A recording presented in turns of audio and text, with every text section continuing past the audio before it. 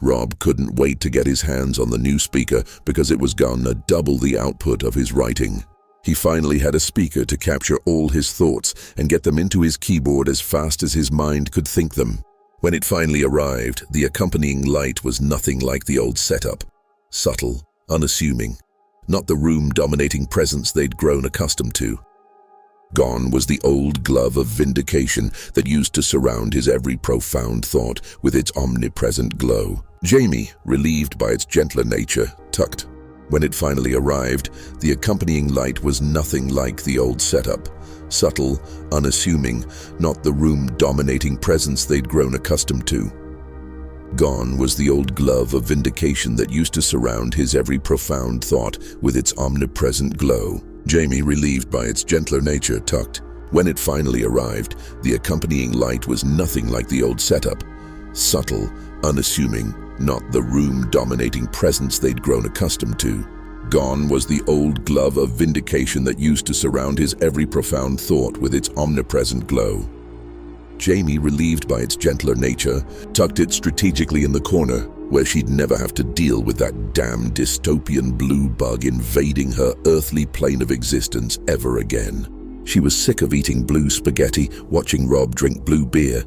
Sick of everything in their space being tinted by that relentless glow. No more moments where the room would have glowed blue, even if he had a stupid idea, or if he came up with the modern-day version of Animal Farm, erupting in the middle of Everybody Loves Raymond, or interrupting her quality Rob Lowe screen time just because Rob suddenly remembered he needed to put the Guy Fawkes mask on the robotic bird, something he did every single day anyway. But that placement created something unexpected.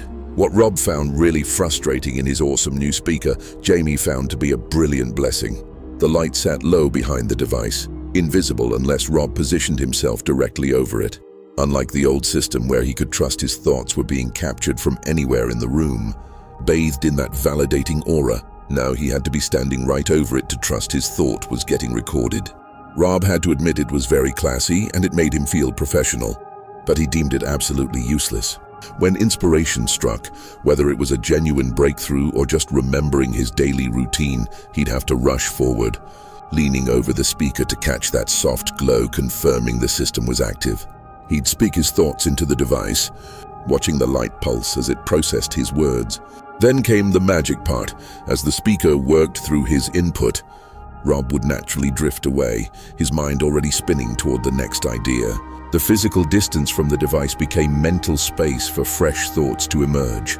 He'd pace in widening circles, letting new concepts crystallize, until another wave of inspiration sent him rushing back to hover over that hidden light. Every little creative fart lit him up like the greatest idea ever, no matter how mundane. "Expect to see me before I expect to see you," he'd tell the speaker as he walked away, sometimes with the calm confidence of someone trusting the process.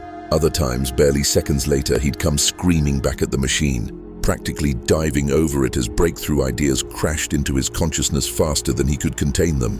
Jamie watched this ritual develop with fascination.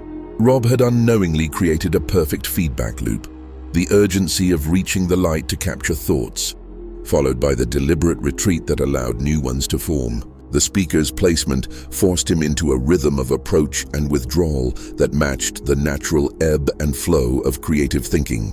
They started calling it SR Blue Pacing, and Rob realized he'd stumbled onto something revolutionary.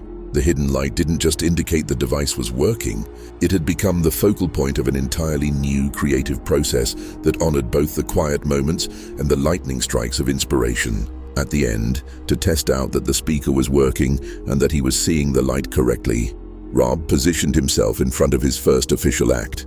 He fired up a smoke, leaned over the hidden light to confirm it was glowing, and began, "Dearly beloved, we are gathered here today to have Ignatius marry Nancy and Penelope, and they'll be known as Daryl and Doc in their wedded bliss."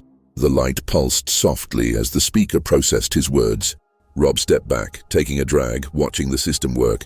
Then, as if the absurdity of marrying reptiles had sparked something deeper, he found himself pacing away from the device, mind already spinning toward whatever creative territory this ridiculous ceremony might unlock.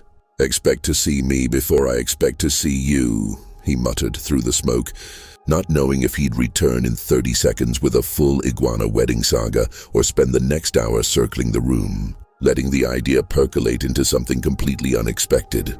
The SR Blue pacing method was officially christened with the most ridiculous wedding ceremony ever recorded.